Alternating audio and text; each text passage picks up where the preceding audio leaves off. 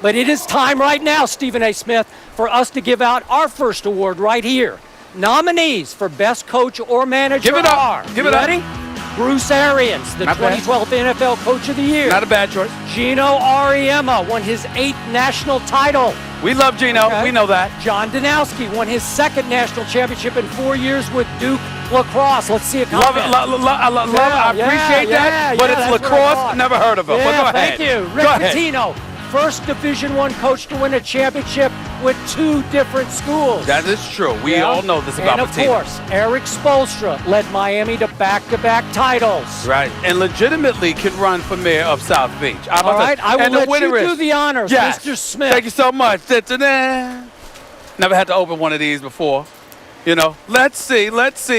And the fans have decided the ESPY goes to Rick Pitino. Rick Pitino.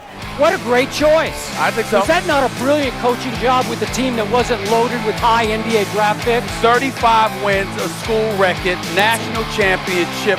There's no question that he's one of the greatest coaches ever in the history of college basketball. So I definitely co-sign him receiving this honor. I hear you. Congratulations to Coach Pitino. And now let's throw it over to my favorite champion, Carrie.